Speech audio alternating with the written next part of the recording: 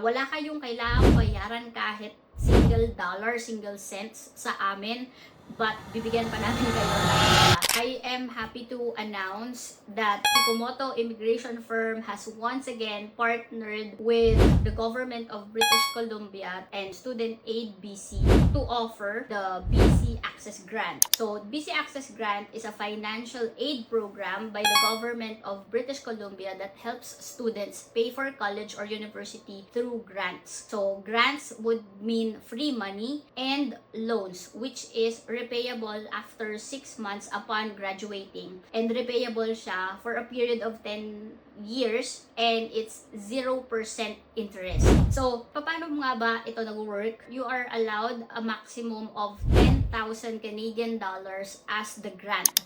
Grant means free money. Galing yan sa government of British Columbia. Libre yan, walang bayaran, walang interest, walang tubo. And then, another 45,000 maximum as a loan. So, yung loan na yon, even if loan siya, 0% interest siya, tapos babayaran mo siya after 6 months mong makagraduate sa program, and then it's repayable in 10 years. So guys, itong pera na ito, no, kunwari, na-approve kayo ng maximum amount which is 55,000 Canadian dollars. 10,000 is free, 45,000 lang yung babayaran ninyo. And then, ibibigay ito ng government of British Columbia mismo sa inyong bank accounts. Also, the application will be done through the BC Services app. Kaya makakasiguro kayo na this is legitimate. Wala kayong kailangang bayaran kahit single dollar, single cents sa amin, but bibigyan pa namin kayo ng pera. Free money from the government and free loan from the government. Ayun yung mangyayari, no? Sa ngayon, meron pa lang tayong isang approved na program. So, kailangan nyo lang i-take ang program na yon. Pero, kunwari lang, no, the program is at 15,000 Canadian dollars.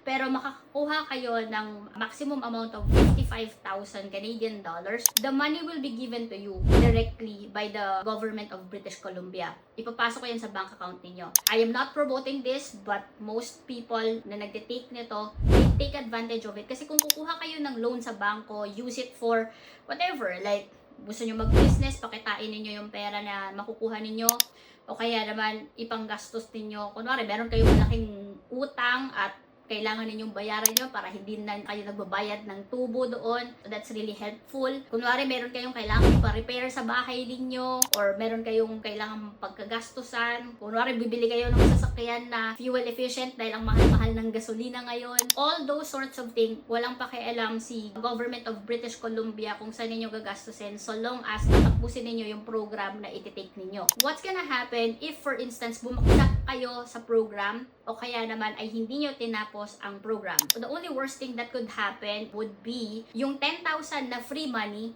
'di ba? Libre sana 'yon, bigay lang 'yun ng government, hindi niyo 'yun kailangang ibalik sa kanila, hindi niyo kailangang bayaran, would be converted into a loan. So instead of 45,000 Canadian dollars lang yung loan niyo, magiging total of 55,000 Canadian dollars.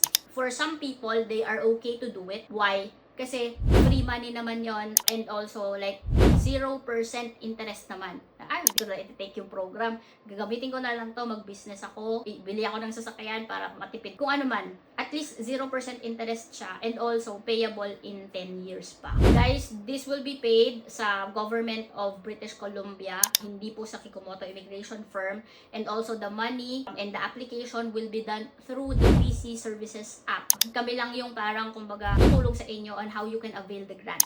Let us talk about who are qualified for this program. So, only PRs or permanent residents, citizens, Canadians, and also approved refugees are allowed to apply for the BC Access Grant, unfortunately.